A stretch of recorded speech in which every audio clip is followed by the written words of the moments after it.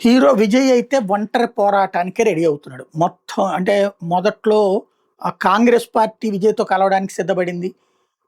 విజయ్‌ని చూపెట్టి బేరమాడి డీఎంకే నుంచి సీట్లు ఎక్కువ తెచ్చుకుంది. డీఎంకే 25 అసెంబ్లీ సీట్లు, ఒక రాజ్యసభ సీటు ఇస్తానంటే, లేదు లేదు మాకు 50 అసెంబ్లీ సీట్లు ఇస్తానని విజయ్ అన్నాడు కాబట్టి, నువ్వు 40 అన్నా ఇవ్వమని అడిగింది. చివరికి కనీసం 30 అన్నా ఇవ్వమంది. 28 అంటే 25కు ఇంకో 3 ఎక్కువ ఇచ్చింది డీఎంకే. దాంతో విజయ్‌ని వదిలేసింది కాంగ్రెస్ పార్టీ. అదే సమయంలో డీఎండీకే, విజయకాంత్ పార్టీ ముందు విజయ్‌తో బేరసారాలాడింది. వాళ్ళు దాదాపు 50 సీట్లు